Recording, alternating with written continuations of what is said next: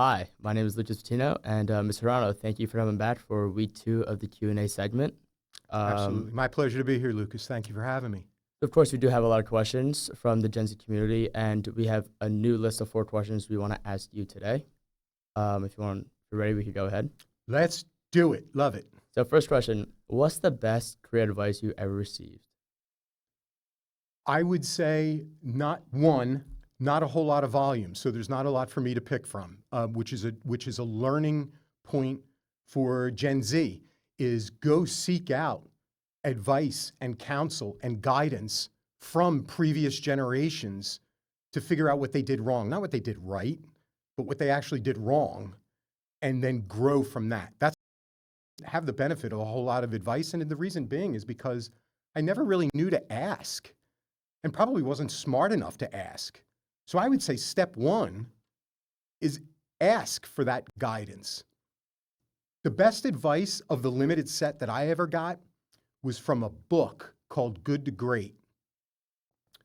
It's a Venn diagram that you draw day one of your career. And that Venn diagram of 3 intersecting circles, one circle is called love, the other circle is called good, and the other one is called money. And what you do is take a step on your career and find love, good, and money. You might not find them all at once. You might find them one at a time. But as you find them, figure that out. Write that down.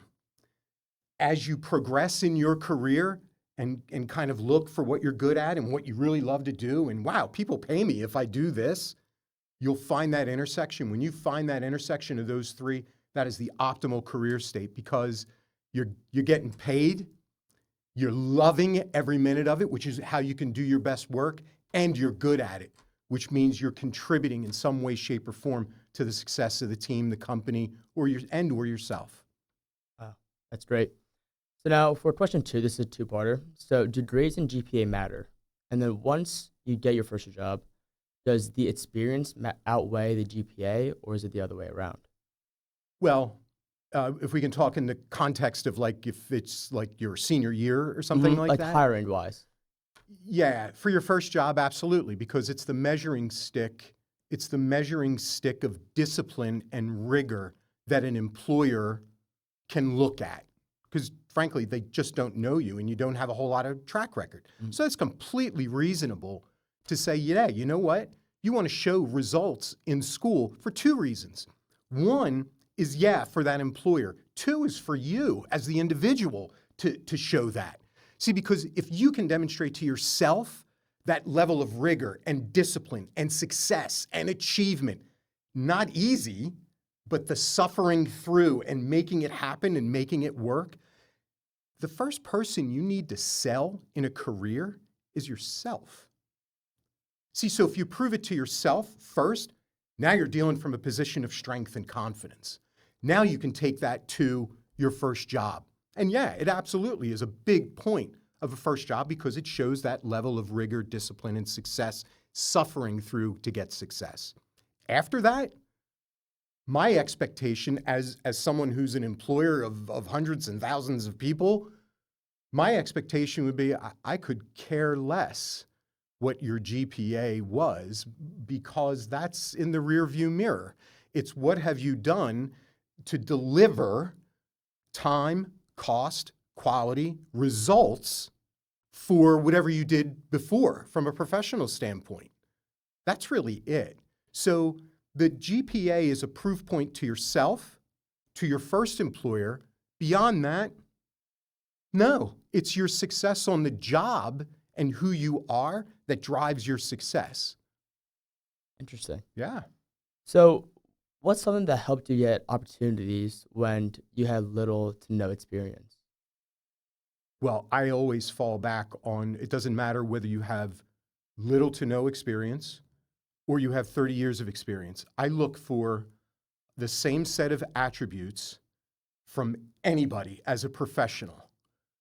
So we talked about off camera about roles and even switching industries, right? Mm-hmm. Well, if you can't articulate what you've done from a previous industry that's like vastly different, You could do two things. One, you can abstract that out. You could say, look, I don't know a whole lot about this industry, but I do know how to generate revenue. I do know how to reduce cost. I do know how to get closer to the customer because the customer has the money. And you can articulate that in some professional manner that anybody can understand. Revenue, cost, and customer. Doesn't matter what the industry is, right? That makes sense? The second thing then is from a skill set standpoint, the immutable skill set, the attributes. If you could show and demonstrate to somebody, anybody, that you're a brilliant soloist, that you can own work on your own and bring about a result, awesome. If you can show that you're a team player in a dynamic environment, that your role can morph and change and you can still deliver to help the team achieve whatever its goal is, gold. Who cares where you come from for that, right? Third, problem solver, critical skills, right? Critical thinking skill, intellectual curiosity, the ability to ask the who, what, when, where, why, how questions, the what if, the why. Why are we doing this? What if we did that? That ability to pivot, that shows a level of thought that can travel anywhere. Then if you can communicate that, effectively, wow, people pay their weight in gold for that. Because why? There's 50 different modes of communication that you have to be able to deliver on. And in a global business environment, many different cultures that you need to be able to connect with as well.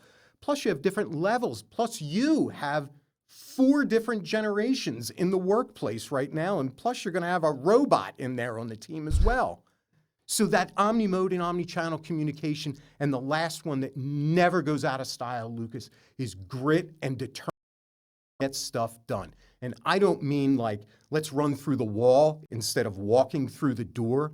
What I mean is setting a plan, delivering on that plan, and hanging with it to the end and deliver the outcome that people want and need.